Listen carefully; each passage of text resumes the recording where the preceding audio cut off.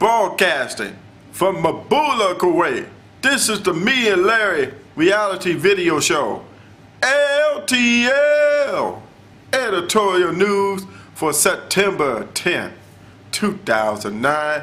Continuing on with the headlines, here's another question that LTL want to throw out. Could you throw a conspiracy theory on the abduction in Afghanistan?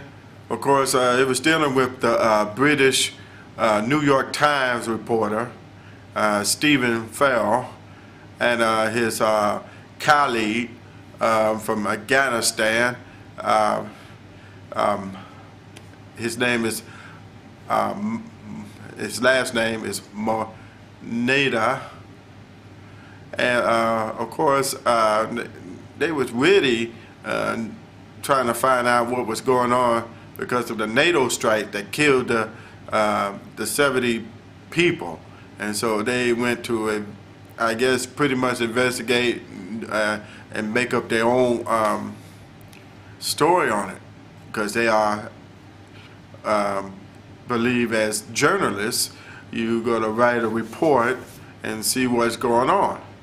Of course, there was still more Taliban still around, not those goofballs that you see. If I could show that paperwork one more time from, yeah, that's right, the Armor Group. Thank you, Armor Group. Now you got a lot of Taliban that just sneaking around just like you goofballs. I bet you that journalist was thinking that it's just the Armor Group of Rackenhunt and down in Florida, those goofballs, until they said, "You got on," you know, and then that when his colleague, that Afghan journalist, was saying, "Hey, wait a minute. No, that's for real, that's for real. You must hide in the ditch." And then they didn't have no chance, they had to come out. So they was abducted for a few days, and then they had the British commando and his squad come out and fighting, only to have the Afghan journalists getting killed, along with one woman, one child, and a British commando died. Conspiracy theory, it was rolled around between me and my technical manager, and he was saying that the conspiracy theory is that the commando needed to take out the Afghan journalist, because he was like an interpreter. He knows so much that they had to take him out during the crossfire with the Taliban. Maybe the one sniper bullet came out of the commander's group. But with me, LTL, I don't buy it, because pretty much thing is, yes, there was a crossfire. Really, because of one thing, is because the Taliban has everything pinpointed. They know what's going down. They being tipped. CNN, BBC, Fox, whoever.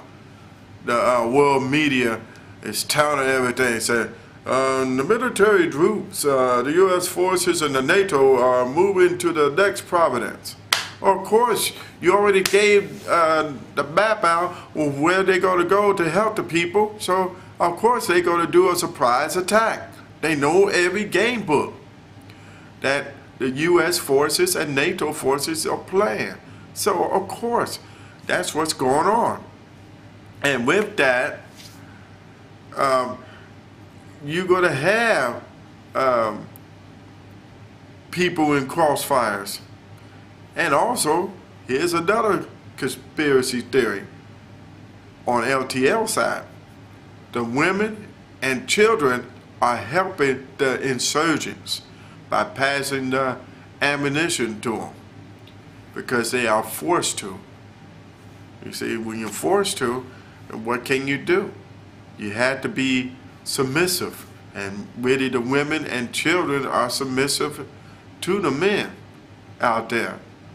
You can't do that in the United States. Man, those women slap those insurgents, say, "What do you mean?" Bow, you know, hey, oh, and then next thing you know, they ran out of ammunition. She made her through to the enemy or the other side, the good guys, and then they arrested. Be sent to Guantanamo Bay, maybe. No, they won't, because that's closing. They be sent somewhere, to hell somewhere. But anyway, that's what's happening. That's a good conspiracy theory on that.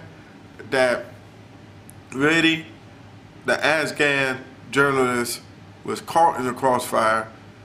They really, the Taliban didn't want them to know about the how many of the people are dead and what was going on when the NATO drone, the unmanned plane, struck that area. And I'll be right back with more LTL editorial news coming right up.